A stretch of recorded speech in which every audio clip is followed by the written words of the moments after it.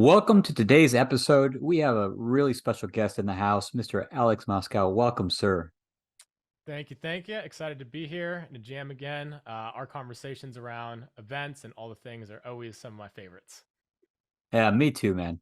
And one of the things I really appreciate about you is your personal journey that you've taken to be with you at today. You know, you've used events as a vehicle for personal growth and transformation, and you've evolved so much in such a short period of time. And I'm just so excited to hear your wealth of wisdom around events. I know you've taught several people, hundreds of people, how to take small events, 10 to 30 people, and do multiple six figures. And you've even evolved just recently to start leading your own higher class events, abundance amplifier events. And you have the biggest event of your life coming up, your wedding in about a week. Oh my God. Mm. So cool, man. Yeah, there was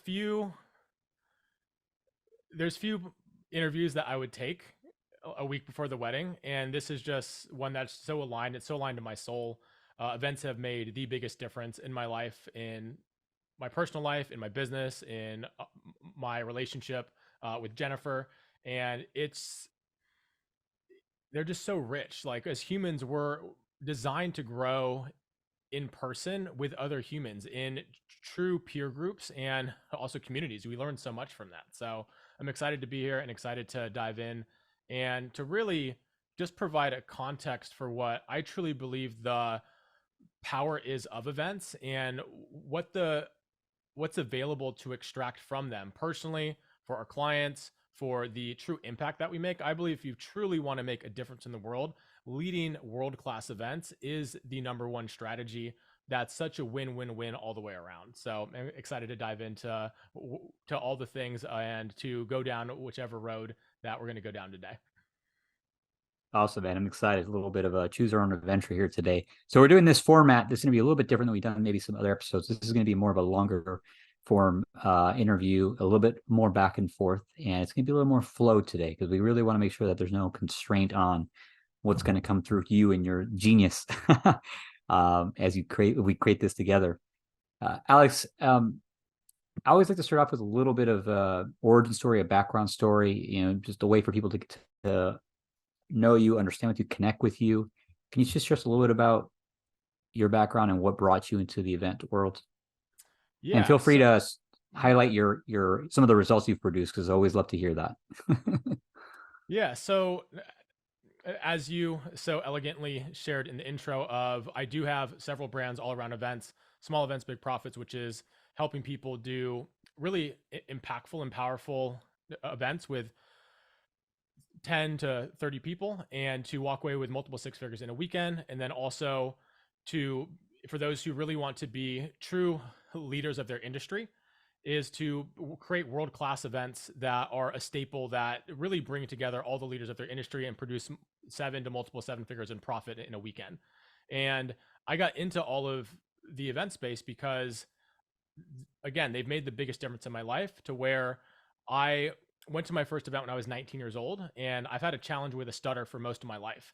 And so that event was the first experience that I've ever had to really understand that, wow, like I have limiting beliefs. And it was a personal development event. So I was aware that I had limiting beliefs. There were stories that I was telling myself that were not necessarily true.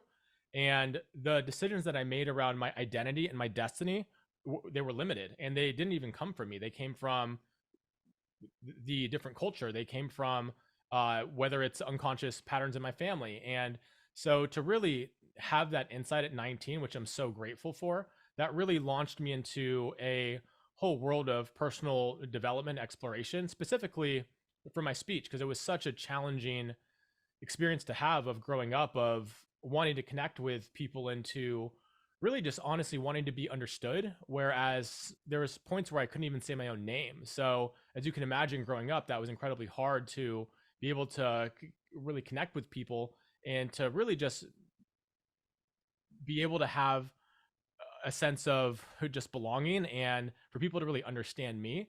And so the event world is where I was really opened with such loving arms. And I really got the power of mentorship there as well, where people saw something in me that I could not see for myself yet. And so I was really taken under the wing of many just incredible humans in the transformation space, in the business space. And that's really what launched me into it, to where I started a marketing company when I was 20 years old, because in going to the personal development events, they were saying, hey, if you really want to have control over your life, you got to become an entrepreneur. And I got my first six-figure client when I was 21 years old, and I got that client because I hired a coach and a mentor.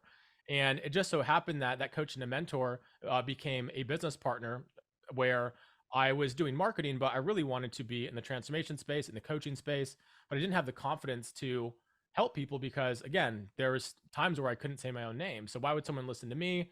There's people who've been doing it for, 3 times as long as I've been alive. And there's just so many different elements of my limiting stories to why I couldn't do it. And so I got the opportunity to work for a mentor of mine, and who was one of my closest friends, and to really help him grow a multiple seven-figure coaching and training uh, company, online and offline. And that was when I was 21 to 25. So I got my 10,000 plus hours in the first couple of years, because I was definitely on the grind of the 100-hour work weeks, and really just getting my training, and the development, the education that came from that was priceless. And to really see what is possible in the world of just transformation as a whole, whether that's if you're a coach or a trainer, an expert, and you're helping people, whether it's in their business or in their relationship or in their health or spirituality, whatever it is, the in-person component to it is so powerful, to really witness and feel your clients share their results based upon the wisdom and the experience, the programs that you're offering.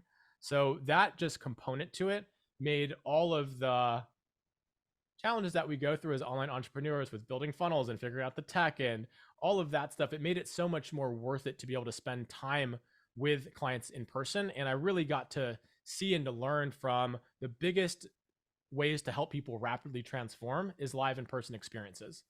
And to help them sustain that growth and transformation is with the container that we set with online programs, coaching calls, whether it's group or one-on-one.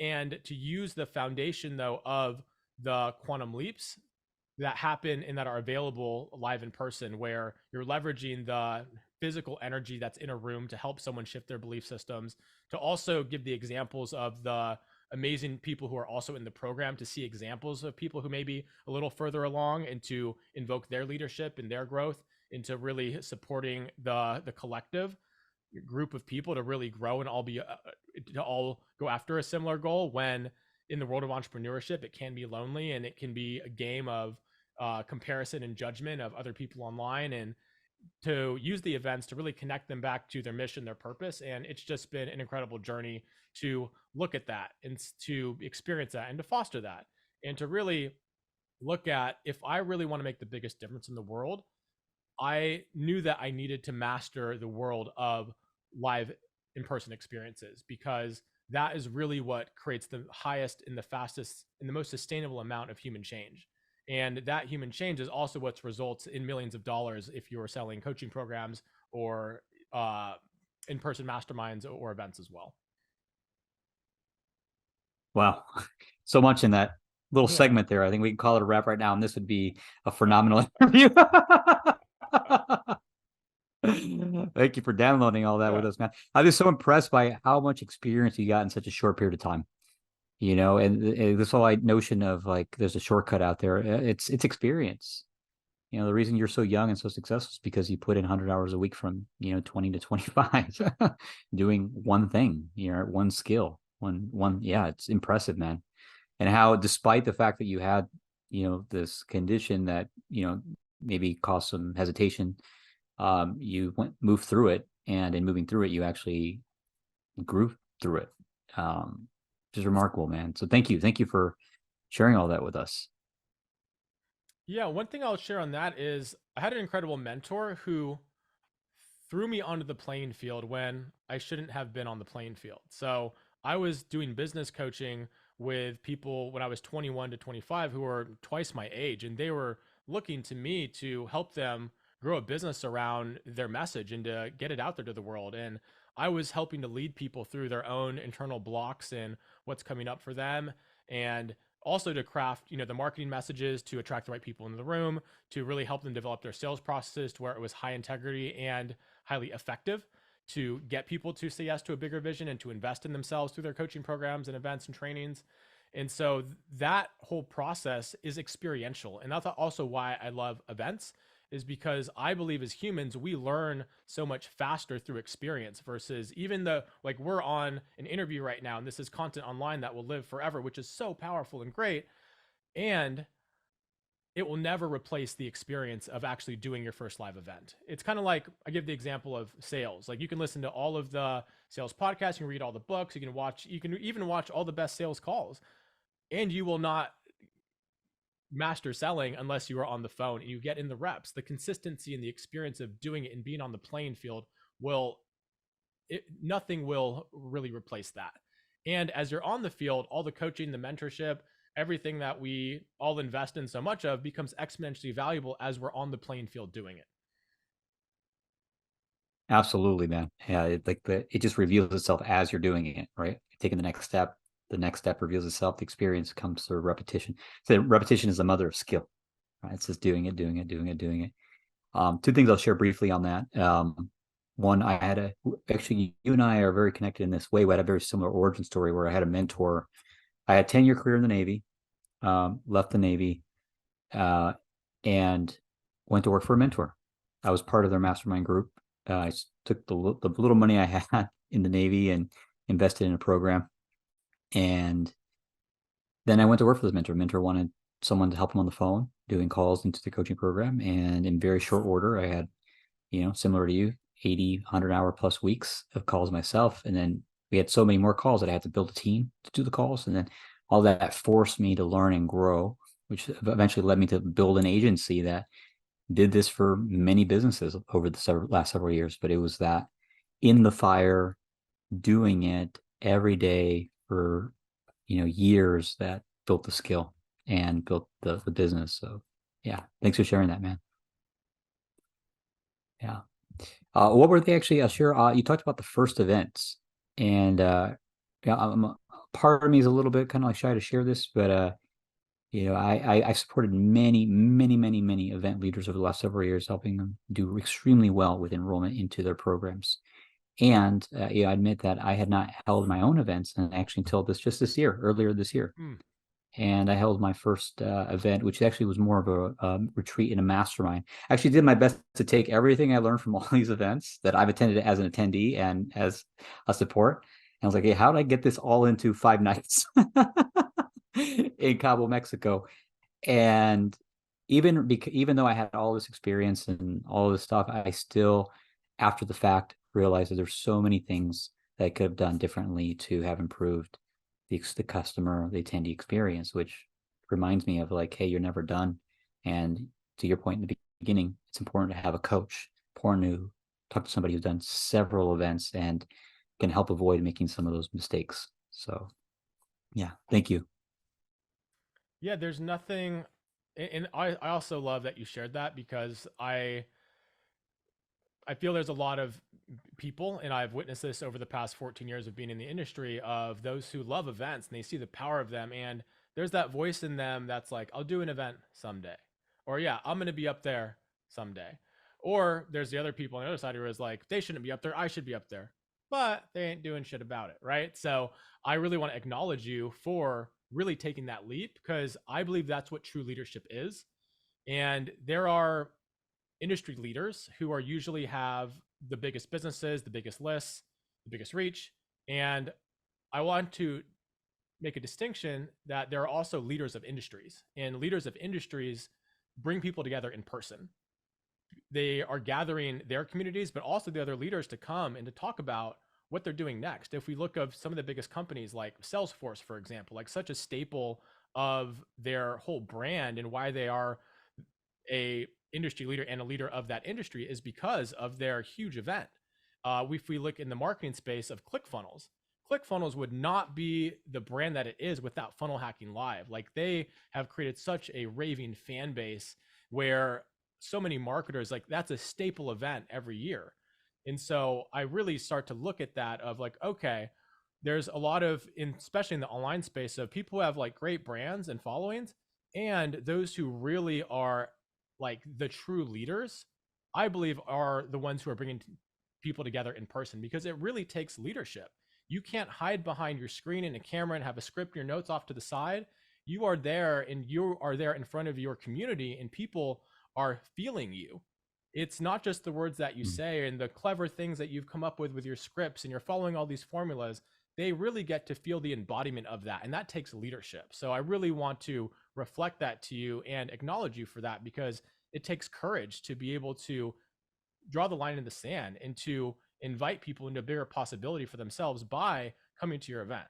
So I want to give you the acknowledgement, and I'm curious, what did you learn from that? Like, if you can just share, what was the top highlight of what you'll continue to do that you did really well, and then maybe share with us one or two of the sacred mistakes that you may have made that you want to continue to not just get the lesson in that, but really extract the wisdom so you can take that with you moving forward. Yeah, happy to share, Alex. By the way, I'm going to ask the same question of you here about your abundance amplifier event, because I know there's a lot of golden nuggets there. Uh, as simple as this is, I'm going to share a really simple thing. So obvious, so simple, so just under the nose.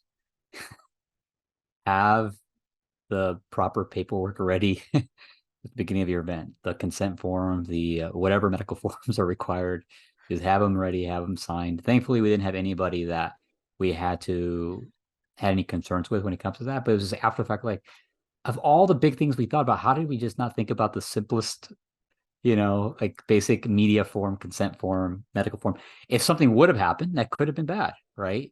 But thankfully, we hand curated a very select group for this first experience. So nothing happened, but hey, we did some high stake things. We were ATV riding, we were snorkeling, we were bungee jumping, we were going through some deep emotional processes, we were fasting, and we were doing a lot of stuff that took the body and the mind to some places that it's not comfortable with, and something could have happened.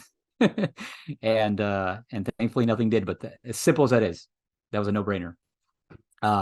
Number two, gosh, I feel a little bit vulnerable saying this, but yeah, I was so excited, so eager to want to just create the best experience possible. I actually made the promise to attendees that I promise you that this will be the best event you've ever attended.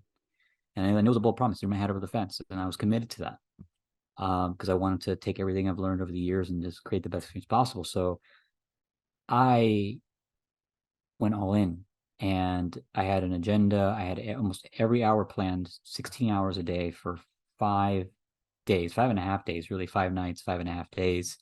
And we did a lot in that time. And I had some people say that, yes, it was the best event they've ever attended, but I had some people say, you know what? I was just beat. I was tired. I was worn. you know, I was, and there's some things that they liked and didn't like, and some of the things that they didn't like was how I kind of overly structured the event. I kind of drove their experience maybe too much, didn't allow for enough space for freedom, for free time, for things to evolve over the meals and that sort of thing. I just had it that if there was any dead time, it would be a problem, you know? So that was one of the big things, that sobering experience that I got into feedback was like, some people didn't think it. Some people thought it was the best event in their life. Some people didn't. And it was primarily because they thought it was too much. I put too much into an event. So something else. So I'll share Or on just the on that real quick, let me yeah. just highlight that, because those are two really impactful lessons that I've shared with clients many, many times over the years. And again, you may hear it a lot, but getting the embodied experience of like, wow, this thing could have happened, and we could have mitigated it by just having the proper planning in place, by having a checklist of, hey, here are all of the details that you as the visionary and as the leader should not worry about, but the team can. So that's consent forms, that's, making sure registration is seamless, that's putting all the pieces in place to be set up to allow you to be into the organic nature of events, which is to your second point of, yes, we want to create structure. There's a journey that we're taking them down. And one of the biggest mistakes that I see in the opportunity is to allow for the organic nature and magic of what happens in person to evolve, and to trust, and to be able to guide where the energy is going, of where the people are at. And so allowing for that space is so important. And so also having the space for people to also connect, and to have like scheduled space and structure it for, hey, this is where organic stuff is going to happen. I don't know what's going to happen, but we have it scheduled in there so that we're allowing for those things to also arise. So that's really what I got from your share that I wanted to highlight. Thanks, brother. I appreciate you sharing that. And a couple of things I'll say on the positive side. So things I've learned that worked really well. I'm going to go for the biggest things. Making sure that I'm meeting all of their needs. As far as Tony Robbins talks about this idea of the 6 human needs, right, as a big metaphor or big thing to think about. So there's the physical needs, but there's also the certainty, uncertainty, need for connection and love, need for significance or to feel important, right? Those are like the needs of the body and the mind. But then there's needs of the spirit. And Tony talks about those being, growth and contribution. So yes, I wanted to make sure that they had a phenomenal personal experience. So they got a lot of personal value, that their body was taken care of, their minds were taken care of, but also to actually look for how do I meet the needs of the spirit at this event. So one of the things that we did is event was in Cabo. We actually did a showing of a movie called The Little Miracle. It's a great Disney movie and tells a short story of an orphanage in Cabo that basically is about to go bankrupt. Its kids are going to be on the street, and then this person comes in and through a miracle and a fishing competition with the kids ends up raising the funds for the orphanage to not only keep the doors open, but to expand. So we watched this movie in this beautiful courtyard, great food and all this. And at the end of the movie, I said, "Did you like the movie? Yeah, great. Tomorrow morning, 7 a.m., the buses will be here. We're going to the orphanage and you are going to play soccer with these kids." And tell you what, man, that was one, it was inconvenient because it was early in the morning, but people were so excited to get up and to get there and to meet these kids and to get to play with these kids. And we played soccer for hours on end with them. And I remember leaving there. Everybody was happy, but in the talking to them afterwards, they were like, that was the best part of the whole thing. They felt so good that they could contribute and just be part of that experience. So it wasn't just about masterminding on how to make more money or how to lose more weight or whatever. It was like, how do I be part of something bigger than myself? And by and large, that experience was on almost every feedback form as like one of the highlights of their whole experience, which I think could be a great point to talk about. Something you and I talked about in the green room here is the things that go beyond the sales and marketing of an event, like the energetics of an event and the other things that marketers oftentimes are clueless about, as we talked about. But yeah, I want to turn it over to you, Alex, and I'd love for you to share about your experience at the Abundance Amplifier event where you brought together. You're, as you said, a leader of industries. There's industry leaders and leader of industry. You became a leader of industry. You created your own industry, your own niche between putting together a mastermind, a music festival, and it was a couple of different things. It was like a little bit of Burning Man, a little bit of so many things, and more importantly, the people that were there were world class. Like between your speakers and your attendees were all people that were 6, 7, 8-figure plus earners, and we were all there in this incredible experience that you created. So if you want to share about that experience, I would love to hear about it. Yeah, absolutely. And thanks for asking the question. Where the timing of the question, where I'm at now and reflecting back on it, is it'll be a different conversation than we've had previously about it, because I've had a lot of new insights in being able to also look back at the experience. And so the Abundance Amplifier is the world's first music festival mastermind. And it's kind of like if a high level business mastermind, a flow state retreat, or a biohacking retreat, and a music festival all had a baby. And it came from the experiences that I've had of, like, I've looked back at my life of what have made the biggest difference for me and my evolution, not just as an entrepreneur and a leader, but just as a human. And what are the things that have made me really proud of who I am? And the three things that came up was the business masterminds, of which we talked about a little bit, where even that mentor who I shared with you about when I first started in the industry at 21 years old, he brought me around to all of the 7-figure mastermind rooms when I was 21, which I had no business in being in those rooms.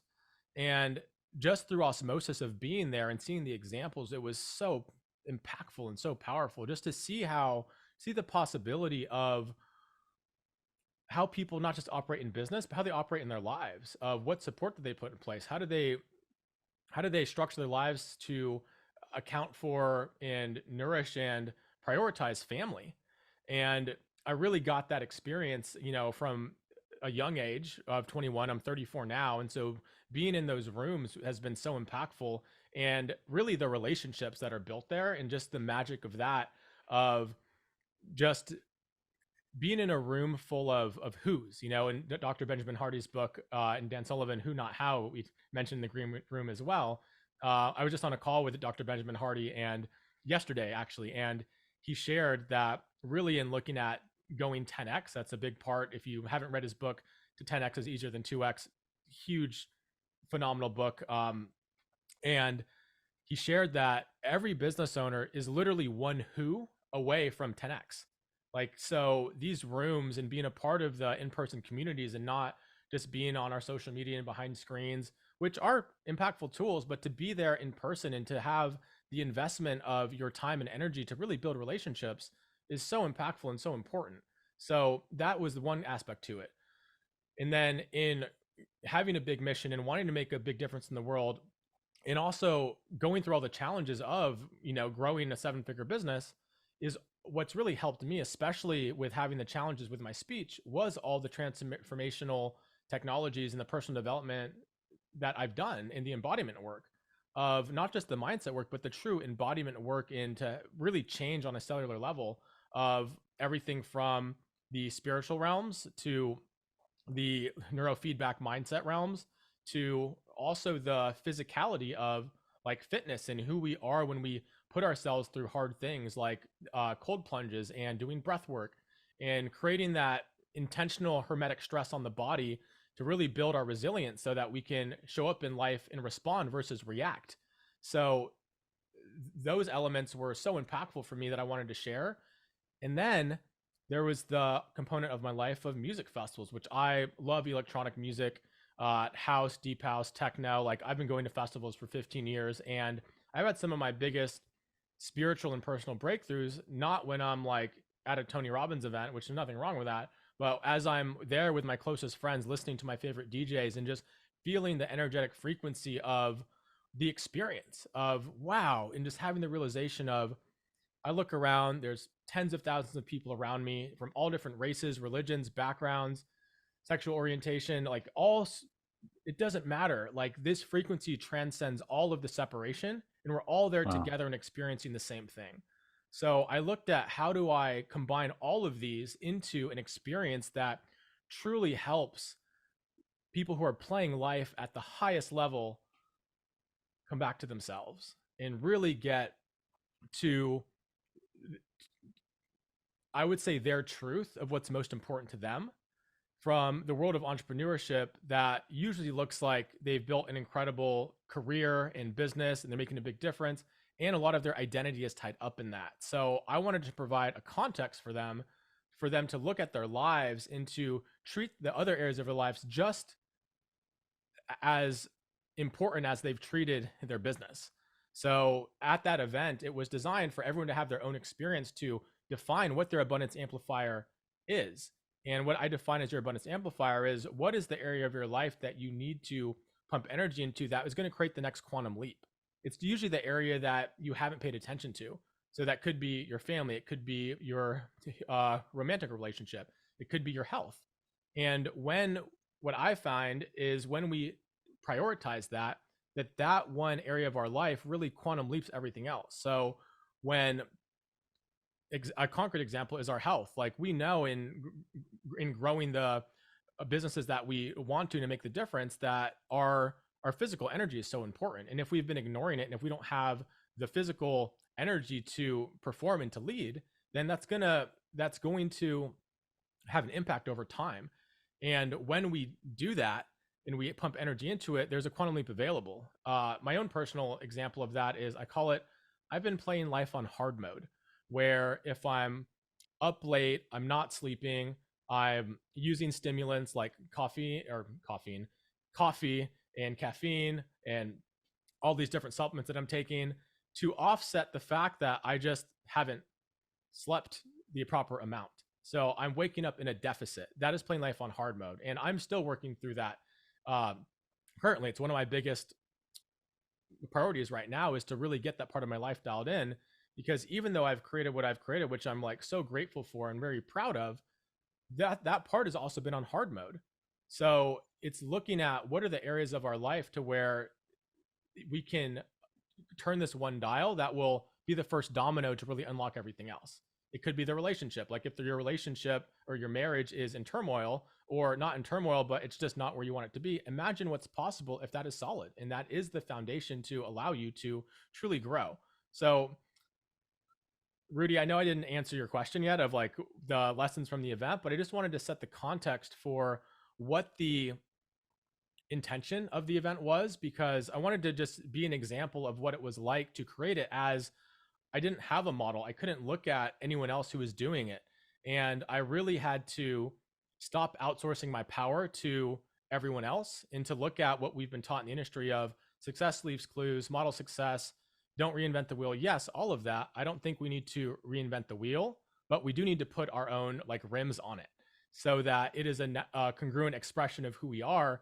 And that is where the true power of creativity of the human expression comes out. And that's felt from your audience. And when you know how to leverage that and you are living that, then the profitability of making millions of dollars at your events experience, that comes as a natural byproduct of the congruence to the vision, to your integrity of how you're showing up, to how seriously you're taking your leadership in preparation for leading it. And that is felt throughout. And that's what makes sales effortless for those events.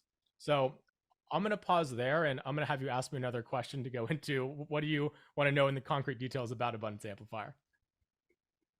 Yeah. By the way, that's great. I think it's gonna be a great leeway to talk about sales at events here, which is so interesting. Like that's what you and I are most known for. Is what we do that brings results, and so much of our conversation is about everything else because sales is like a byproduct of all these things that we're talking about. People just focus on get more sales, get more sales. They don't realize all of the other byproducts, the energy, the intentions, the framings, the experience from the beginning, all these things that I know we'll talk about here in a moment. So stay tuned.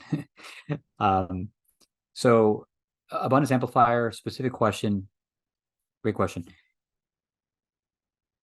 Top three mistakes that or lessons learned, use it because mistakes are really just lessons in disguise, right? So three mistakes or lessons learned. I think for our audience that they can really walk away with and be like, okay, yeah, that was good. That was I won't make that mistake.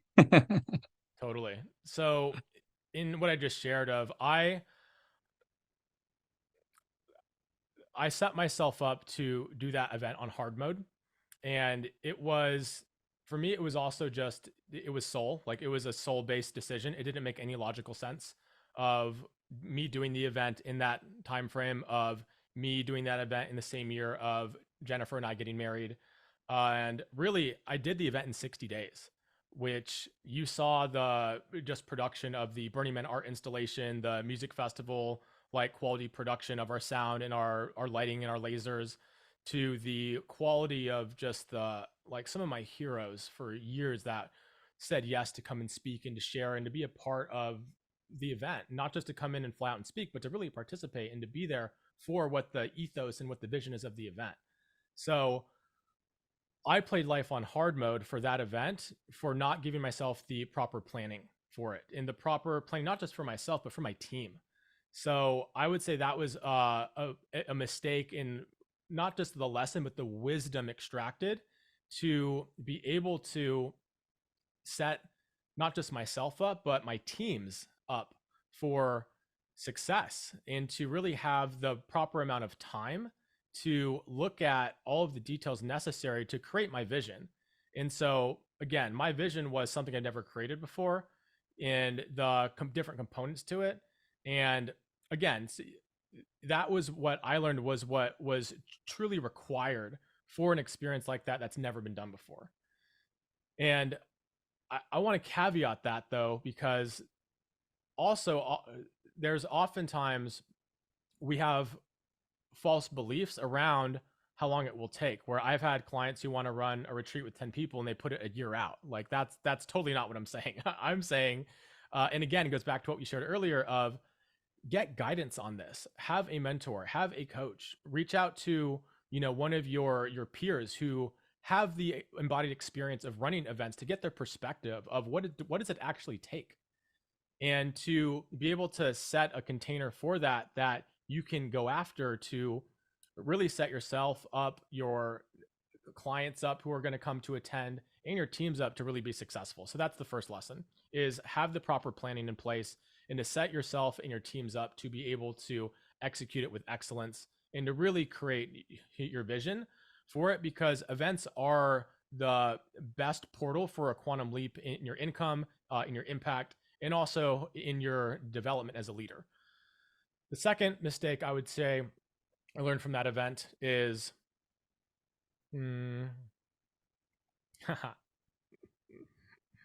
is I got such a deeper cut. Like I got such a deeper cut in a lot of the just teachings that I share with my clients. Of events are it's a training ground for our personal evolution. So a part of that of setting the event is one thing, and all the business, sales, and marketing stuff that we need to do to fill it and the planning and all that is the first step. But also, what are we doing as the leader to prepare to be the versions of ourselves that lead that event and execute the vision with excellence? And so for me, I didn't take care of myself in the way that I knew I should have. So it's also a biohacking, like, music festival mastermind. So I wasn't getting the proper amount of sleep. I wasn't uh I I wasn't working out in the way that I knew I needed to. Like I definitely wanted to be physically fit for the aesthetics of what I wanted to portray myself as and be confident in, which is an important piece to highlight. And there's no ego in that. There's just that for me. And that was for me, not based upon how I'd be perceived, but I wanted to feel good in my own body based upon where I was physically. And I didn't take the proper steps to really prioritize my health. And so in leading up to the event, I burnt out. Like a week before the event, I shared this with you privately in a few of my inner circle of I got pretty sick the week before, and I was on antibiotics. I was on steroids at the event because it was necessary. And I only go to those tools because they are tools when absolutely necessary. And it was 100% necessary. There was no question. I was like, bring out the big guns. Western medicine is there and designed for moments like this.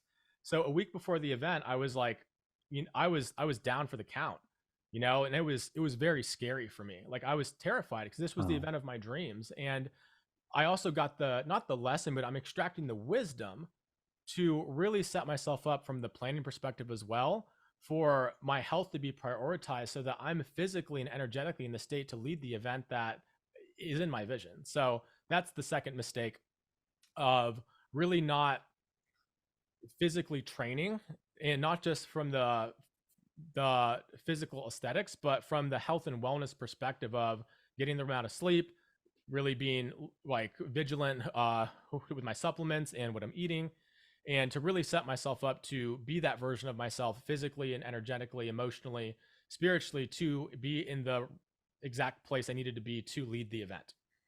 Second mistake. Third mistake, I would say, and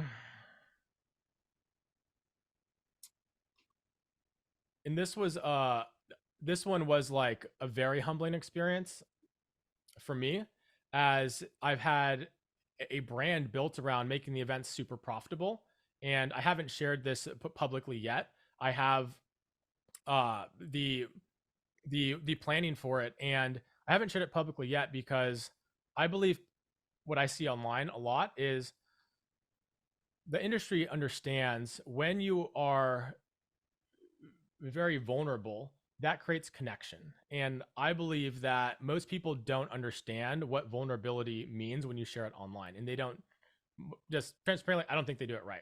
And the way that I'll share that is, if there's something vulnerable that has happened, do not process your wounds out on your platforms. That's my suggestion. I suggest that you share about your lessons when it's a scar, not when it's an open wound that still needs stitches. And it literally has been an open wound, Rudy, until about 3-4 weeks ago. That I was Oh, still like, not like, literally, I couldn't look at the amazing video footage and give feedback on it for 6 months after the event. Like I was still in my process around it because there, so what happened was, up until Abundance Amplifier, every single event that I've ran has been wildly profitable. I had a 100% track record, and on the event itself, I lost about 315 grand on the event, and that was because a deeper cut of the lesson of proper planning, and with the offer for the event, I didn't give myself the amount of time to really truly honor what I was going to lead people into next. And so hmm. I'm proud of, though, that I really held the integrity of the promise of the event and the experience, where I did make an offer, but I whipped it together last minute, which I've done many times in my past, and I've done it for clients in the past, and it's always worked. And when the offer didn't land, I have a level of absolute mastery, like absolute mastery of recrafting it on the spot and creating what the repitch is to be able to drive sales and to do it in a way that's really high integrity, and to still get the result. Like, it's one of my greatest gifts, and I've done it over and over again. And I was faced with a decision at the event when the offer didn't land, that I could recraft it. I could really create an experience to really drive sales. But I made promises to 25 speakers. I had 8 sponsors. I was upholding all of the agreements that I had as the event host. And I was faced with a decision where, do I cut someone's time? Do I say a speaker can't speak? Do I readjust the schedule to put myself first? Or do I really be the leader who I want to be of the industry and really honor everything that I had to put in place already? And so that was a really tough decision. And I knew in my heart and soul that I if I would have like just done something to drive sales, which I have a level of mastery over, which I could have done, that I would look back at that experience, and I would always look back at that and be like, man, I didn't show up in integrity and congruence with myself with that. So I made the decision to just let it go and to trust. And I supported everyone else who was speaking, and they were incredible, and I did all that. And I had to really take responsibility for my decision of doing the event in 60 days, of not allowing myself the proper space to craft an offer that I knew would convert, and the experience creation of the offer, and to be willing to face what I was going to face on the other side of that. And it's literally taken me 5 or 6 months to be with that. And it has been some of the most challenging times. And when I shared it with, my inner circle, and they asked, man, are you going to do it again? Absolutely. It was worth all the financial loss. It was worth the blood, sweat, and tears, all the nights in my office here, freaking like crying of like, can I do this? Is this worth it? What am I doing? It was worth all of that times 10. It was worth all of that times 10. I would do it tenfold over again, exactly how it went down. It was one of the most incredible experiences I've ever had in my life. And I was so proud of the experience of what was created there, and just the feedback from the attendees of the attention to detail of the entire experience. And they felt just so cared for. And the stories after of, a gentleman who's lost like 60 pounds since the event, and hasn't had a girlfriend or hasn't dated in 10 years and is now back in the game, or people who have found their partner who or a business partner who has resulted in hundreds of thousands of dollars in revenue, and the impact of that. And just the stories go on and on about it. And the challenging part of like sitting with it, like, wow, like all this other stuff happened for everyone else, of, raising 70 plus grand for Genius Recovery, and all of this, all these things, and me and my, old identity of being the guy who runs super powerful and very profitable events. But that event was such a loss from the financial perspective, and such a win for my new identity of who I'm becoming, and to really be able to look at the lessons and to really extract the wisdom from that, of really learning and getting my stripes. And okay, if this is what I want to do, this is what I'm committing to, is really leading the most transformative world-class experiences for the top performers in the world. This is the lessons, this is the curriculum that life is presenting me to evolve into that version of myself who really creates this platform. So those are the 3 lessons that I got from Abundance Amplifier. And yeah, this is the first time that I've shared it. Wow. Thank you, Alex, for sharing that and sharing that here with us for the first time. Thank you, brother. Thank you. Thank you. Thank you. And, I got to be there front row seat firsthand, witnessing your event, um, and some of the stuff that happened before, during, and after. And I don't know if you recall this acknowledgement I gave you at the event. I stood up and I said, Alex, I acknowledge you for the leader that you're being right now, like in the midst of so many things, which I knew some things were front facing. I also knew some things that were back facing. Like in the midst of all this, the way you were showing up was calm, cool, composed, clear. Your intention was there. Your heart was there. Like from the outside, could not tell that there was anything that was unperturbed or that was bothering you whatsoever. Like you're cool as a cucumber, man. Thanks, man. Dude, I was on antibiotic. I was not. But it also, that's the thing I love about events too. It's like you really get to see who you are under pressure, and I think Yeah. it's such a character building experience. And so I really appreciate that. And I had so much support from, my inner circle of support, like you and so many of the others who were there. And I was able to show up for everyone and hold it. And I also got to see that as well, of like really honoring just like my body as well, which was like operating at like 50%. And so I really appreciate that, of because I don't know, like I didn't know the experience. I didn't know how I was coming off. And that was also my own internal dialogue to work through, and to also just be in service of the event. Like that was my big outcome of like really just like the integrity and the promise of why people were there, and really honoring people's time, of some of the like my heroes who were there. That was just such an honor, like Dave Asprey and Yannick Silver and Amber Spears, and just all these people who I've looked up to for years. And to have them there, like I was so committed to making sure that they had such an extraordinary experience. And so I really appreciate you sharing that. Yeah, absolutely, brother. You're welcome. And actually, there was a couple of moments where I think I was a little more stressed than you were. I'm like, Alex, what about your offer?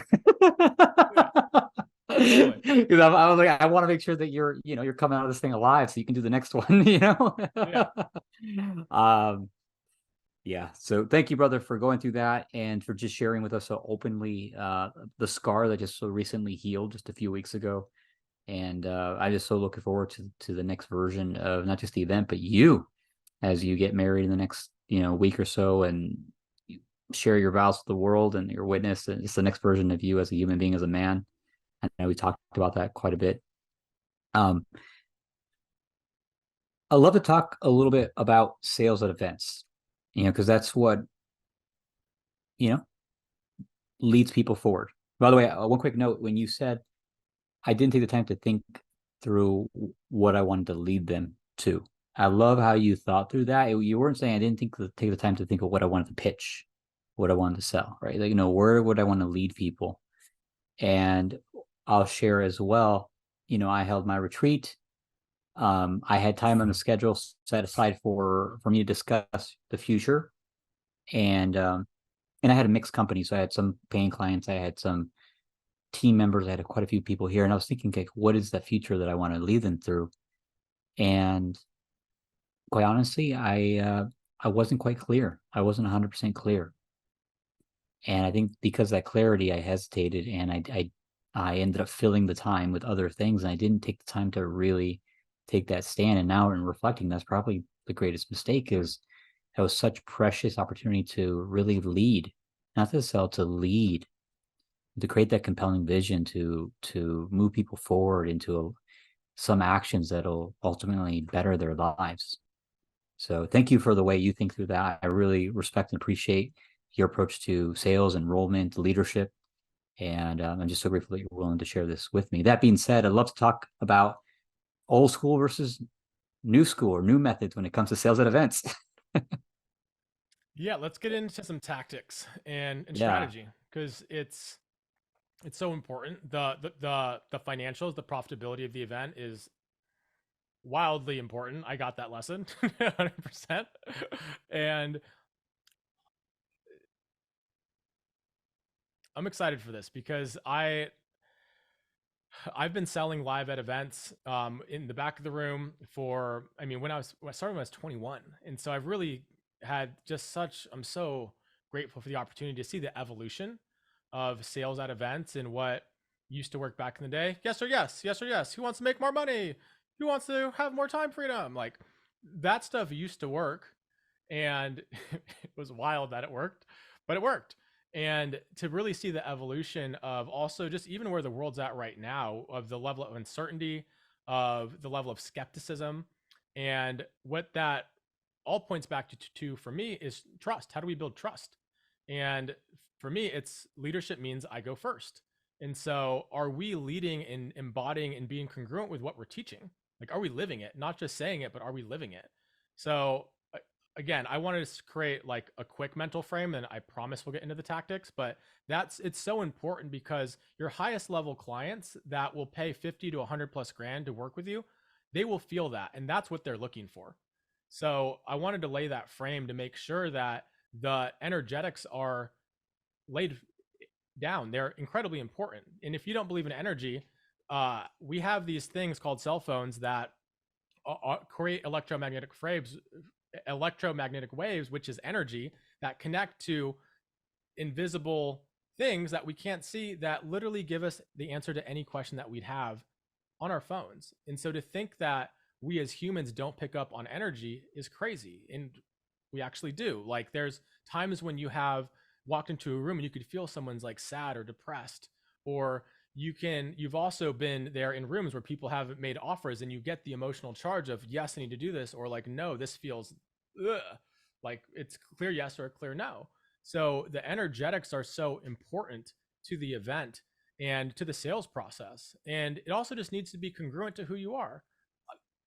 Even though I train on business, we have a very strong, or my frame is very strong in the transformation in the personal development frame to not just create the seven figure event, but to become the version of yourself who leads that and who creates that and who embodies that. So just to set that frame first, when it comes to sales at the event, I want to talk about pre event, during the event, and after, because most people think that the sales process starts during the pitch. Like when someone wants to work with me, they usually say, hey, can I hire you for consulting to just take a look at what the offer is? And they'll send me just the last, half an hour of their pitch. And I'll say, no, it doesn't work like that. They'll say, okay, I got it. And then they'll send me the full 90-minute presentation, with the testimonial panel and all that. And I was like, no, that's not how it works. The event is doing the enrollment process for you if it's designed in the proper way of what I would suggest. And that also starts with what is the first experience that they're having once they register. So it starts with, the messaging of what gets people in that sells tickets. That goes into the thank you page in the video that goes on that page that really indoctrinates them into your values, into your methodology, into the expectations for the event. That looks like your nurture sequence in the confirmation campaign that leads people up to the event. That looks like I suggest leading a training online before the event to, again, re-enroll them into the possibilities of why they're coming, because sometimes they forget, they just buy the ticket and they forget. And those who didn't forget, it's still important to really help them get clear to set them up for the highest probability for transformation. And that's my come from. If you want to do hundreds of thousands or millions of dollars in sales at your event, then you need to optimize for the highest probability of transformation. And that looks like, take that context of the pre-event training of really getting them connected to the vision and really getting connected to the problems that need to solve, to then be able to show up for the event, to have that frame to look for it when they're there live in person. So these are things that are incredibly important.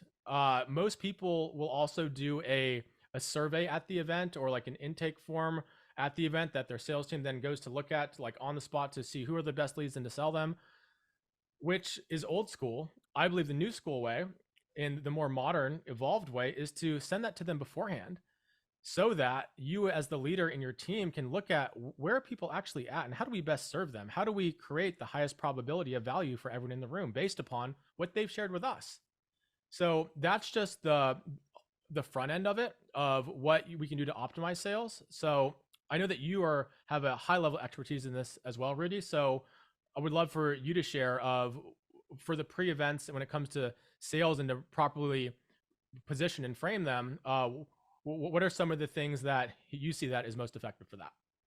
Yeah, thank you, Alex, for sharing that. And what you share here was golden, man, golden. Just this one 5 minute segment right here can make people hundreds of thousands, if not millions of dollars. So go back, watch this, listen to this segment again of what Alex has shared. It is pure gold. Couple mental frames I want to share as well before I get into the tactics. Some of the things highlighting what you shared. I agree and align that there's no sales doesn't happen in a vacuum. You can't just look at one sentence or one line or what's he's doing a pitch or it's the entire experience. It's the entire experience that causes sales. Sales is a byproduct of the experience. Oftentimes people just confuse the call to action with being the sales, but there's so much that goes into influencing that decision. I also want to go to the mental frame of what is sales. All right. I actually like to look at sales as a form of leadership, a form of service, and I actually prefer to use the word enrollment. And that's more of a term that's used amongst transformational businesses and those sorts, because when people are enrolled versus sold, they're doing it for their reasons, right? There are lots of tactics that use persuasion that works, that use NLP, all sorts that will move people forward. But if they're not moving people forward for their reasons, that's where regret and refunds happen. So there's a clear distinction between sales and enrollment. And I've worked with so many clients who've had quote unquote X number of sales coming out of their event, 500,000, million plus or whatever. But then when the dust settles, half of that is collected, if not less. Why? Because they were sold and not enrolled. Right. So just so important to have that framework. Okay. Sales is enrollment, it's leadership, it's influence, it's service.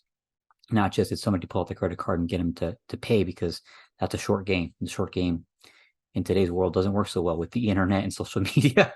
And now AI, like information gets out so fast. People have so much access to information. There's so much transparency out there that you cannot just gimmick your way into business. So what was I going with that? Okay. So agreed. So to answer your question, as before an event, I 100% agree with you. Getting information from your attendees, from the market instead of from the mind, like where are they at? Right. One of the most common mistakes that I see made is people buy a ticket, or they get bonus a ticket as part of a program 90 days out, 6 months out, or what have you. And they just forget that event's on the calendar, that's event's even happening. And actually having a proper pre-event campaign set up, not just with emails and text messages and all that, but actually with human beings that get on the phone and talk to people, real people, and actually ask them, hey, what do you hope to get out of this event? It's actually a great question. Dan Sullivan, who's I think a mutual mentor to you and I, there's an ultimate question. Hey, imagine you attend this event and it's 3 years out from now. You're looking back, what had to happen at the event over the course of those 3 years that you're totally satisfied with the progress you've made personally and professionally? Like painting that vision of like how that event's going to impact their lives, and holding that vision and documenting it, right? And referencing it. As a leader, being able to study it, to know how to, adjust your messaging and maybe your offerings, but also as a sales professional who's maybe working with them individually, to be able to remind them like, hey, you said you want to get this at this event. How is that going for you? Right? It's like it blows people away when you say you're going to listen to them and you actually do. Mm-hmm. Yep. like he took the time to look at that and reference it. In fact, one of the events we did a couple of years ago, it was a first time event for one of our clients that's on the show, successful in business, but hadn't done an event before. And I got a little bit of pushback on this. I was like, no, trust me, you got to do this pre-event survey. You have to do this process. And we did it, and we came to them and say, hey, these are the top 5 things that your people are telling you. And he from stage, he pulls out the list and he says, "Hey, we surveyed you guys. These are the things you told us." And you could just see the audience like leaning in. They were right there. You know, they could tell that they were being heard. And then in the enrollment process, we referenced those things in our scripts and our offerings and everything. And you know, it was a multi-million-dollar event, not just in theory. No, like $1 million cash collected on a weekend, and or within a week, to be transparent. So within a week, $1 million in the bank and another million in deliverables under contract because we took the time to listen. Right. Of course, Let's there's other things we did right. But go ahead. Yeah, I was gonna say Go let's ahead. just highlight that for a moment. I want to make sure that who's listening to this goes back and really like takes this in, is to really listen to your audience, and to, if you have an application or a survey, the market is sophisticated. They understand that this is probably used for your sales process at your event. That's because that's the old way of doing it.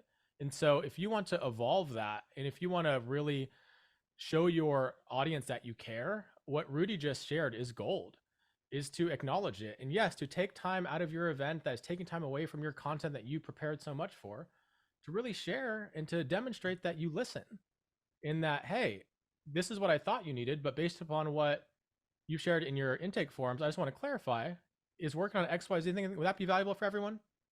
Yes. Like, and then to build that into the whole process, that's where trust is built. And that's where enrollment happens at the highest levels. Like, especially when, if you're selling a 25, a 50, $100,000 offer, those are the things that matter. So just wanted to highlight that. Yeah. Thank you, brother. I appreciate the highlight on that. And yeah, I would say step number one, you know, they say in sales is get attention. Step number two, build trust. Right. And there's no better way to build trust, I think, but to have people feel like they're heard and understood. There's a saying that goes, if you can describe somebody's problem better than they can, they trust you. That's simple, right? Taking the time, understand their problems. In fact, there's so many great books out there, and I won't reference right now, but basically say step number one is understand their problem. If you don't understand the problem, you have no business selling to them. You have no business talking to them, you know, leading them. If you don't understand their problem, there's nothing you can do really from there. So yeah, I think we align on that is before the event, whether between preparation and getting the information and listening to your audience, that's a step that so often gets missed. And we just focus on promotion and ticket sales and, you know, what I'm going to sell them when they get there. And they forget to actually check in with their audience. Mm-hmm. Love that. So let's go to at the event. There are an infinite amount of things that we can share here. The thing that I want to highlight is for those who are leading the event of when making the offer. So I want to just really dive into that, because that will set up the sales for the event, whether people buy straight from the offer or it's setting up your sales team to be able to have a much smoother conversation to get someone enrolled in their vision by investing in your programs.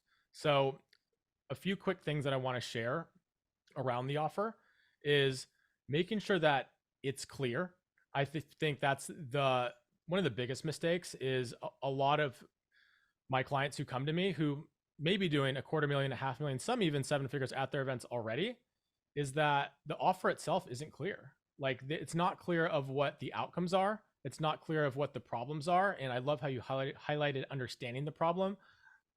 I would add to that, it's being able to communicate what their problem is to them so they feel understood. And then also showing of how what they think the problem is actually not what the problem is, and to go a layer deeper into crafting that into what your solution is. So the ability to do that and to walk them through it at during the pitch is incredibly important. And to also, as you're walking through the offer, is to slow down. So many people get nervous, which I get it. It's it it's a high energy experience. There's tension in the room, and that tension is your best friend. So your ability to be with the tension and to embody your leadership with it is incredibly important. And a part of just doing that tactically is to slow down, is to make Mm-hmm. each step of the offer clear. Of, Mm-hmm. hey, the first step in solving XYZ thing is, hey, we're going to do this. You're going to start off where, in 2 months, we have an in-person retreat where we go exactly through a blueprint.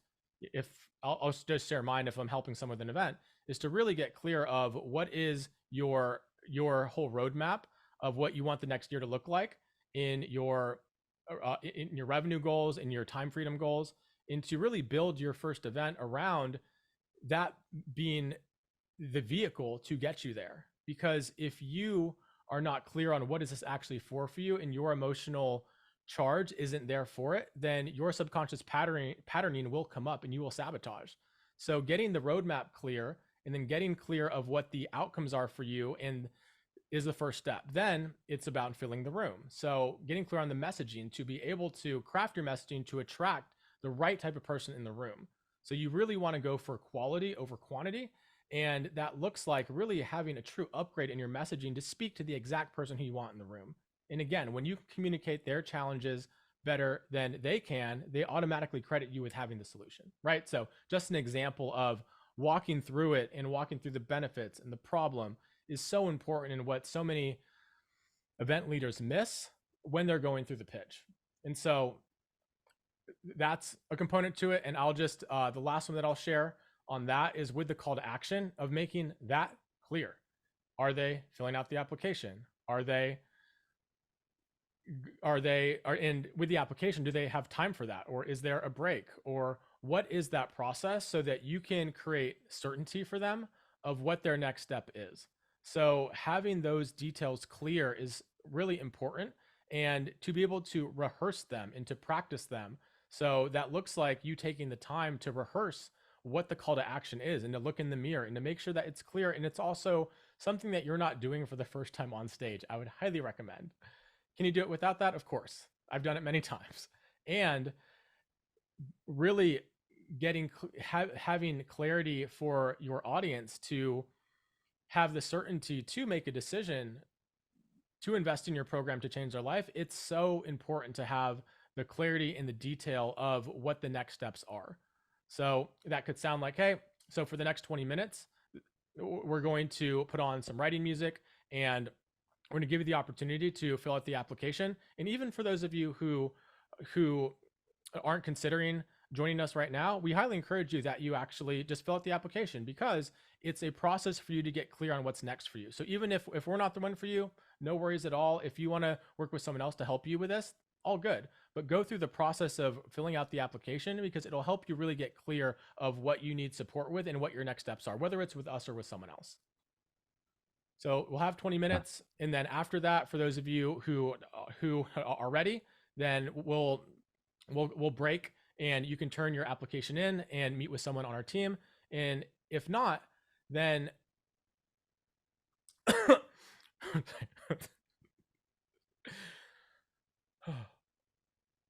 no sneeze. All right, so that may happen during your offer too, and you got to roll with it. So,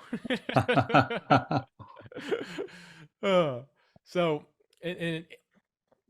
and for those of you who may need to think about it, who may need to talk to a partner, who may need to make a phone call, no worries. You have until, create a deadline. You have until tomorrow at lunch to make your decision, because at that point, this program actually starts. We'll be doing a welcome lunch tomorrow. So the deadline for you to make your decision is tomorrow before lunch, because we want to really set you up for success, to really get clear, and to also set up your calendar, and to give you a specialized training to make sure that you get the most out of the program, and you get your ROI as quickly as possible. So something like that, just so you're creating certainty for them and clarity of what their next steps could be. So I'll pause there, and the steps after that for the sales process and some of the mechanics and the tactics for that, as far as team goes, Rudy, I'd love to hear from you on what you would suggest and what you've seen is effective from that perspective. Absolutely, man. Happy to share. And before I do, I want to highlight a couple of my takeaways and areas of emphasis on what you shared. The idea of when you make your offer, you have to slow down, right? One of my mentors, Scott DeMullen, who's a speaker trainer for many decades, he also says you got to calm down as well, because it's not just slow down, but it's calm down internally, right? It's like center, ground, take the stage, own the room. Like be methodical, just have that inner peace, inner calmness. People pick up on that, right? And the other thing that you mentioned is being super clear about those next steps, right? No guesswork, right? People want to be led. You have to show them what the next steps are.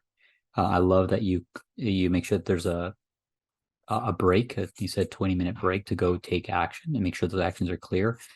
So oftentimes I see event leaders making a call to action and then like immediately rolling into the next thing, right? Or breaking the tension by starting to answer questions even.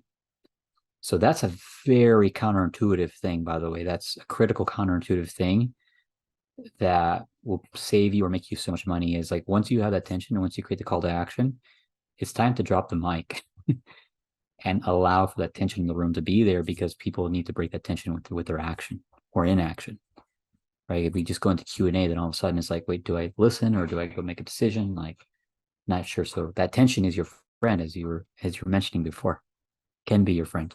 So yeah, what you shared there was gold, man. Other thing you talked about was an application, right? Say, hey, fill out the application and go to the back of the room. And that's actually where I want to pick up on, the team, the logistics, and the process that goes into that. A couple of things. One, talk about the application, then talk about the team. So there's so many application processes that I see that are just not honored. And what I mean by that is, say, hey, fill this out. We're going to review it. We're going to let you know if you're approved in the program. And quite honestly, people don't really look at, either they don't look at them, you're not listening to them or not acknowledging them, or they don't care what's on them. They just want to take them the money, right? They're just like, give you the money. I'll look at it later. And it's like, I mean, it just screams gimmick. If you give an application and you don't even look at it and you're just asking them for their money, it's clear that you didn't actually care or it didn't matter, right? Which makes them think, hey, do I matter? Do you care about me? If you don't care about my application, do you care about me, right? So here's the problem solution when it comes to the application and the benefit of it.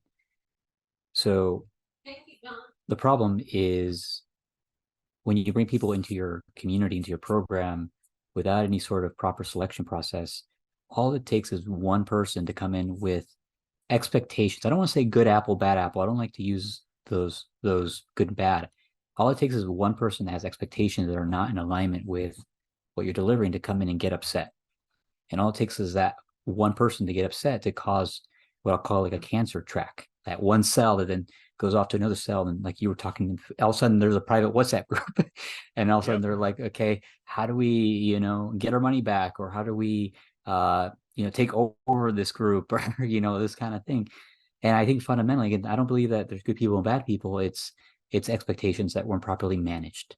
And by the way, that doesn't mean it's your fault as an event leader. You could have had everything spelled out so clearly in writing, but if they weren't fully present, fully aware, or they were listening to whatever filter they were listening through, like it can still be misunderstood. In fact, most miscommunications are miscommunications.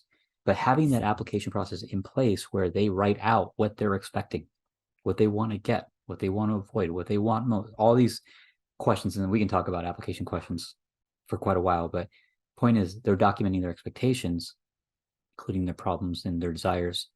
Then it's actually getting reviewed by a member of the staff, ideally the sales professional who has that relationship with them. I'll talk about that in a moment. And then actually referenced in conversation with them. Man, one, yes, it's going to help you figure out, okay, whose expectations are totally off base, and how do you reframe those expectations or dig deeper? Maybe like Alex, you point out, if somebody got burned in the past, right? That's a yellow flag, like you were talking about. Digging there to see, is that person willing to take personal responsibility, right? Or are they going to just carry that forward into your program? And these things can only be uncovered when there's an actual application, an actual human being that's taken time to look at it and have a conversation with them about it. So I can't stress enough the power of an application that is honored, not gimmicked. Now let's talk about the salesperson, right, who is managing the application. So why have a salesperson at your event, right? Here's what normally happens. Here's the problem solution. So here's the problem. You do a great job. You did everything Alex just described. You're calm, cool, collected. You planned your event so well. for months. You had a great experience. You move the audience, and then all of a sudden, you did such a great job that you have 50, 100, hundreds of people moving to the back of the room, and they're met with one, a line, two, probably have questions, and they're probably speaking to either a volunteer or a customer service rep who, God bless their intention, they're not the skilled salesperson, right? And there's a difference. There's a difference, right? If somebody has a question, oftentimes there's an actual question below the question, and a skilled salesperson is actually able to tune into that and handle that concern. Whereas a volunteer is just going to be excited, or a customer service rep is just going to want to please them. But like to be able to actually listen for what people are actually communicating and get to the underlying concerns and actually move them into action makes a world of difference. So there's multiple things here, but the underlying principle is this concept called the law of diminishing intent. So once people have shown intent, every minute that goes by, every hour that goes by, every day that goes by without them taking action, the probability of them actually following through goes down exponentially. There's all sorts of studies done on this concept. Even Harvard did a study similar to this years ago. And you think about it, you've done all this work. You have you've created this compelling vision. You ask them to go to the back of the room, but because there's a long line, or because they don't get their questions answered, or because they have objections, they walk away and they say, I'm going to think about this. I like it. I'm inspired by it, but I'm going to think about it. And guess what? People who think about it oftentimes don't come back. God forbid they leave the event and they're thinking about it. The probability that they're actually going to follow through is almost zero. I'd probably say for sure less than 10%, but closer to zero, right? So that's the problem. All that effort, people leave and boom, you lost the opportunity to lead them moving forward. So solution. So what's the solution? Solution is having a trained, not just a professional, but a team, right? Because it's not just one person, especially if you're moving 50 people to the back of the room. It's having a person and a team that is managing the process, ready to receive them. Probably has already built a pre-existing relationship with them. Probably has already set up some time, scheduled time with them, not just, hey, let's connect later, but actually set proper time with them so that once they're moved to action, they can actually speak with the human being that actually has a relationship with it and actually handle their concerns and actually move them into action there while they're in state, while they're in the buying state, the action state, the container of the event.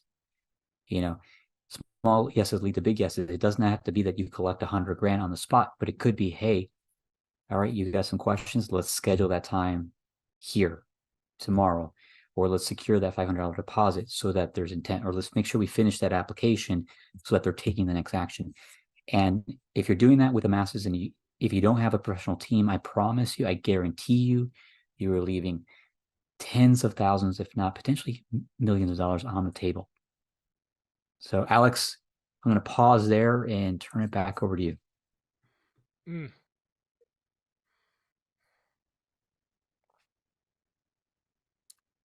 Just taking that one in and just all of the file folders of mistakes that I've made when I was doing backwards room sales, or if I was managing the sales team, or I'm making the offer and my sales team are doing the things. And I would just want to highlight with that one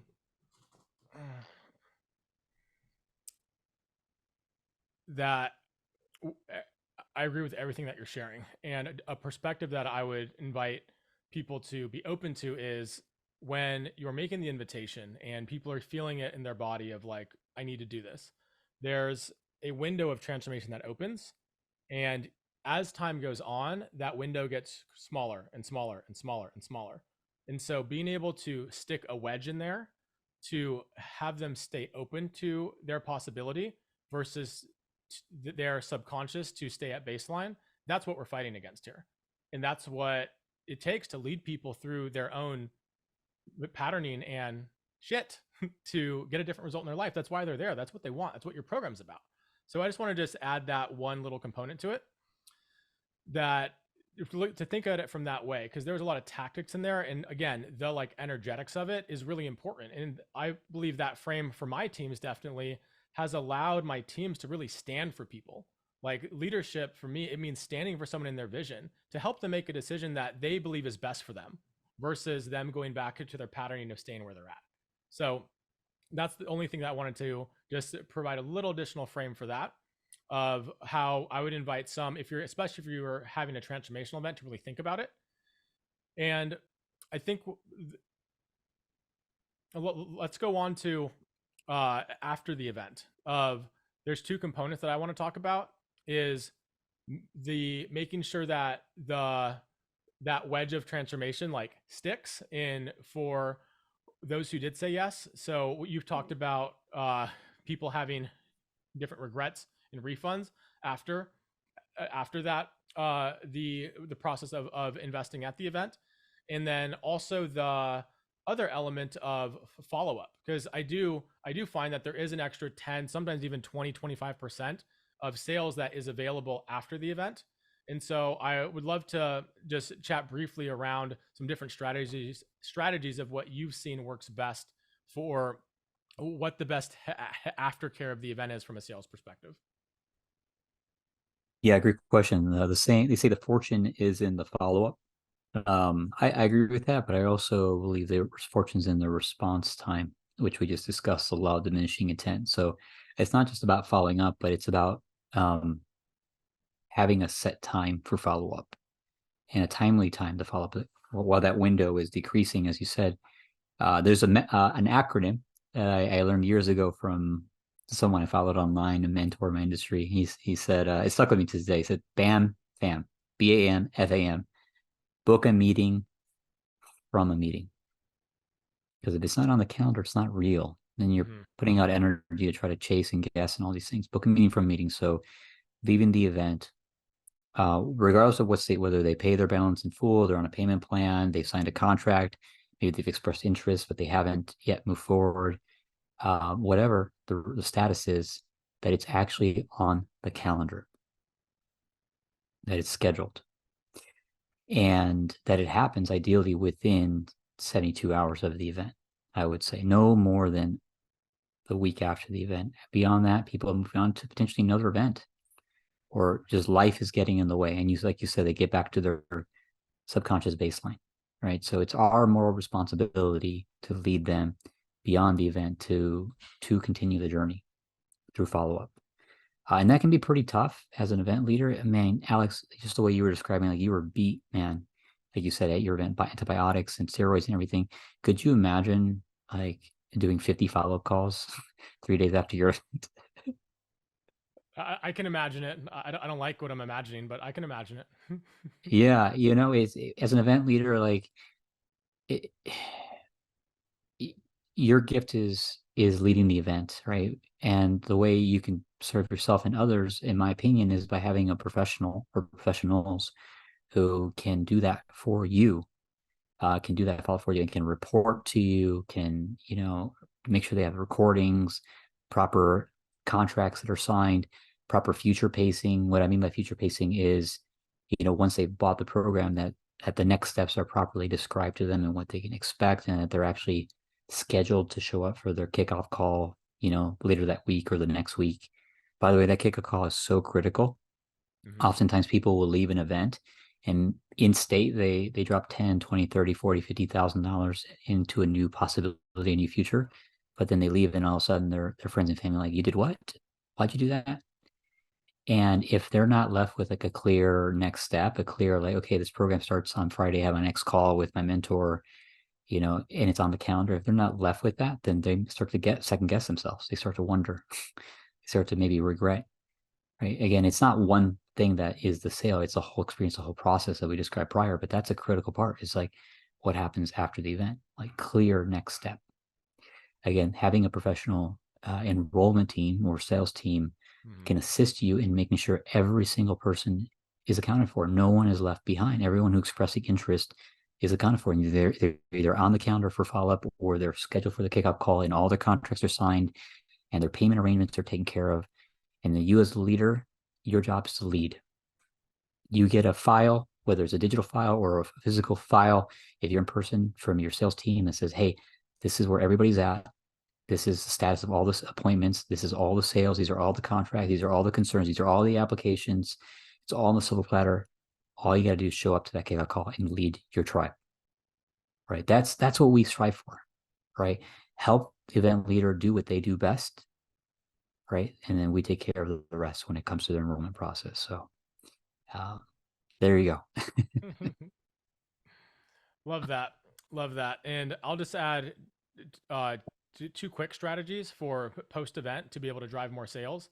So the first one is having the post event follow up campaign already written before the event.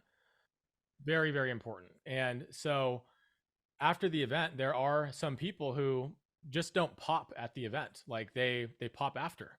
And so to make sure that there's a, I would say a 7-day sequence after, to ensure that for those who are still thinking about it, or who pop, or who have the insight of like, wow, like I wish I would have done that, to just have a campaign that is highly valuable, that highlights the best learnings and teachings from the event, and also gives them the opportunity of, hey, for those of you who are still considering support, here's a link, or whatever that process looks like. That can then be in turn, if the team is in place, to also call every person who possibly should have, or let me rephrase, to call every person who the leader or team thought may be a good fit but didn't, and to do a post-event integration call to say, and it really is an integration call to check in of, hey, what was most valuable for you? What are your next steps? Do you have support with those next steps? It can be that simple. And that could create an opportunity to allow someone to really make the decision to get the support necessary to provide whatever outcome, or to achieve whatever outcome that you're promising. So that's the first piece. I would say the second piece is on that next step, that of what you highlighted so beautifully, Rudy, is that's also what I'm talking about at the day 3 lunch training of like, hey, program starts at lunch. That, how that is ran, is also incredibly important to really solidify their commitment and to let them out if they're out. That's what I highly suggest, where the old school way is to make sure we do whatever, we keep them in high vibes, we pump them with energy so that they don't want a refund and they don't regret their decision, which will then in turn, for those who aren't in, they will regret their decision when they leave the event. So I really suggest that that training and that experience is used to handle all of the details and to solidify their commitments, and to allow for, if anyone does have concerns, to meet with a salesperson there to solidify it. It's just so there's nothing that's left unsaid and the commitment is solid. So that's a piece I wanted to add of the last day of the event, and really what that lunch is used for. And then afterwards is, yes, it's the next step of, hey, here's the kickoff call. And the kickoff call is designed to, again, re-enroll them in their commitment to why they joined. And it's to hear from everyone of why, like, what are they looking to get out of it? What's the vision? How can we all support it?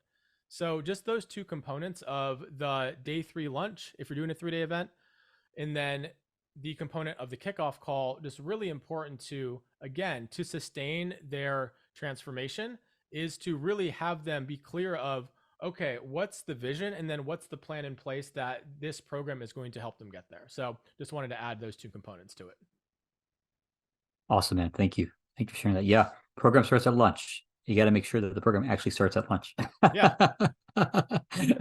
Yeah. And definitely hey, this is your opportunity to leave. Leave now or forever hold your peace. Yeah. I like that so much. And it really forces it. It gives people, it removes the excuse that, hey, I was cajoled, manipulated, that kind of thing. Talk about that in sales, is making sure people get to a clear yes or clear no, and it being okay that there are no.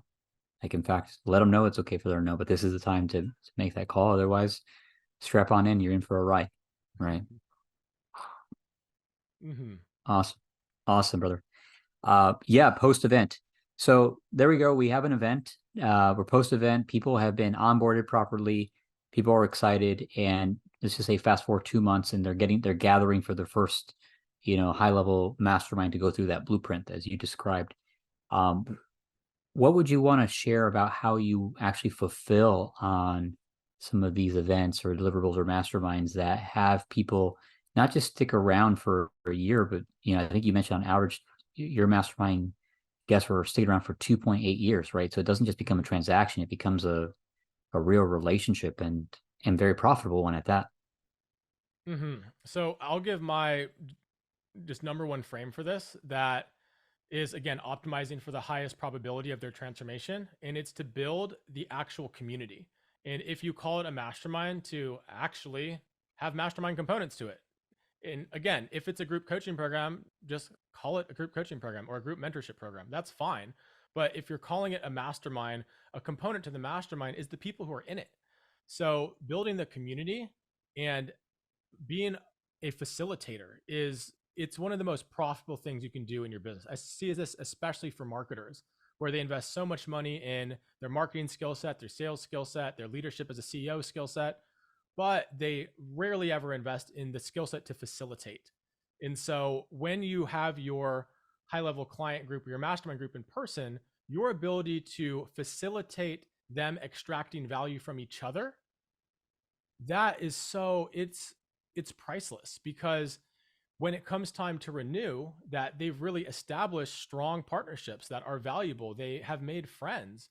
They are learning from each other. And in my experience, people will stay in your programs just for the relationships and just for the community alone, let alone all the other benefits in there. So I believe it's one of the biggest misses for people who are leading high level masterminds, where they don't cultivate their true community and they don't allow each other to really extract each other's gifts. And again, that also comes from making sure that the application is vetted properly, so you have the right people in your programs.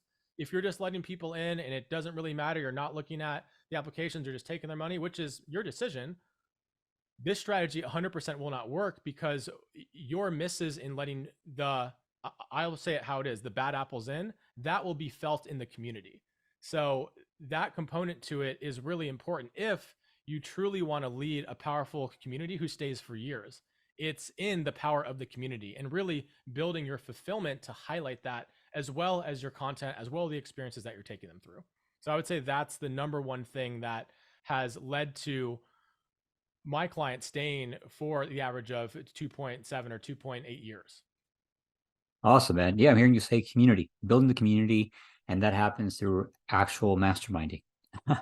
If you call it a mastermind, actually mastermind, right? And facilitate them getting value from themselves and building those relationships. I couldn't agree more. That's one of the key components that I incorporated into the retreat that I held. And many people reported that that was a highlight of theirs. Some people on there were team members, right? And to open up in a mastermind environment and to be vulnerable, like it connected team members in a way that would never have been possible any other way. And it's helped so much with retention within our team, even. So I think it works for clients and for team members. Mm-hmm. Mm-hmm. So Rudy, to really close this out, I would love for us to each discuss really what do we see as the future of live events, as live events have definitely picked back up this year. It's no secret. And really looking at what the future holds, I'd love to hear your perspective on what do you think the future of live events are? Great question. The honest answer is I don't know. And let me explain why. I was actually earlier this year, I was at a mastermind in Austin with Evan Pagan. And we were going for a walk with some of the guys. We kind of broke up. Evan and Annie, they broke up. Hey, girls go with Annie. Evan, guys go with Evan. Really cool experience. And Evan basically pulls us aside and said, "Hey, guys, the future is uncertain. But what we do know for sure is that it's going to change. And we're going to see more change in the near future than we've ever seen in our lifetimes and potentially in the history of humanity. That being said, as a leader, it's your responsibility, our responsibility, to first learn how to adapt to change and be flexible and be willing to do the personal growth to change our identities and our skill sets to adapt and to keep composure, because many people in the face of change will lose it, will fall into fear, will fall into all sorts of patterns. There's actually a whole thing called the 7 Dynamics of Change. It's a really great concept out there. It was written by the guy who wrote the the 1 minute manager. I teach it often, but the point here is the future is going to change. And he also said AI is going to be the great wealth concentrator. So the number one thing you can do as an entrepreneur and as a person is practice learning how to prompt or learning something about AI at least 30 minutes a day. And this was back in February of this year. So the point I'm making here is um, there's some things that'll be constant and there's some things that are going to change. Most things are going to change.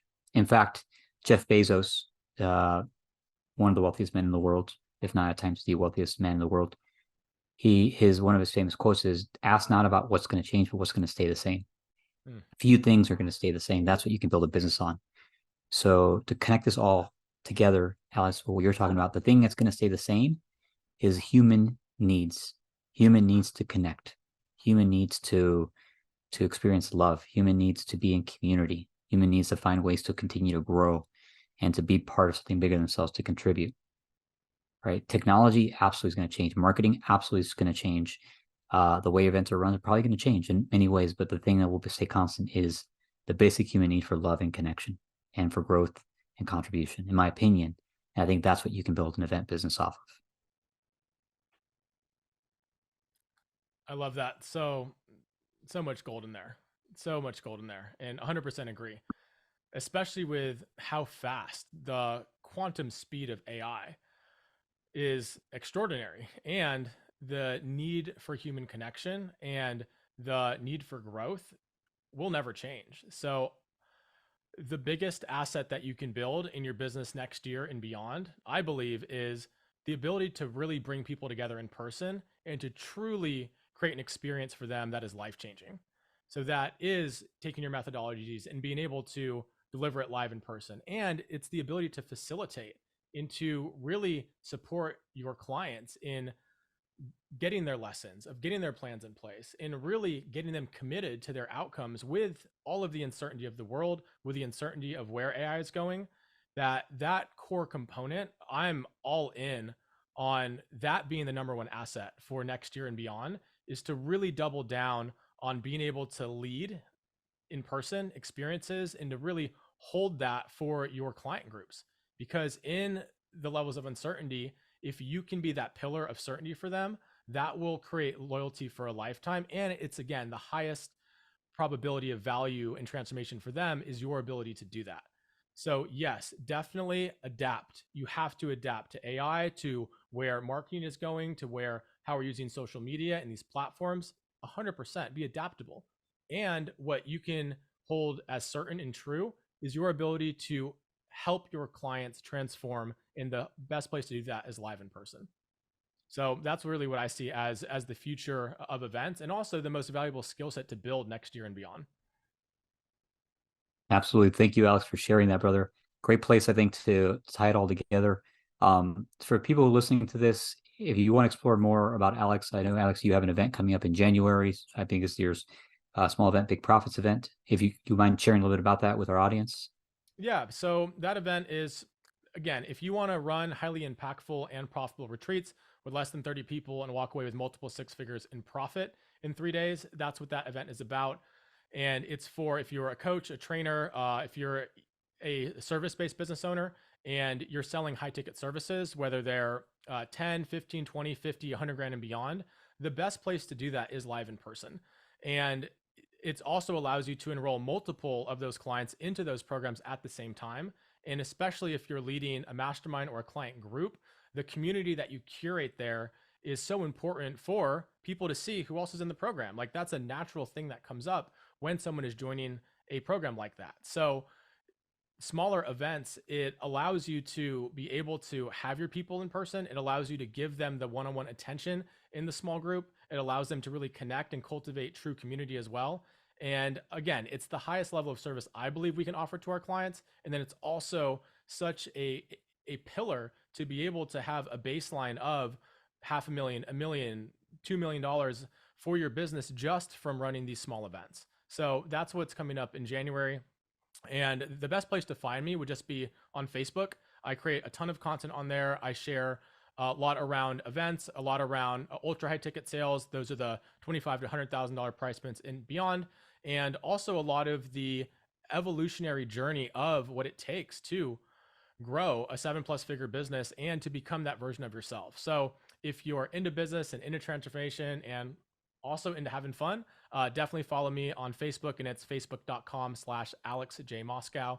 That's AlexJMoscow.com. And I'm sure that they will be in the show notes. Perfect, Alex. Thank you. And fun fact for our audience who are here at the end here, Alex is also a DJ. He is an epic freaking DJ. Do you have a handle for your work? Yes. So my artist name is Alex J. And so soundcloud.com/DJ Alex J. That will give access to all of my live sets that I have posted online, whether I'm DJing at Burning Man, or it's at an event for entrepreneurs, or it's a music festival, or it's a club. All of my sets are online at soundcloud.com/DJ Alex J. Awesome. Thank you, brother, for being with us today. What an epic interview. Thank you, brother. Thanks so much, Rudy. This was a blast. All right, man. We'll call it a wrap. Mm-hmm.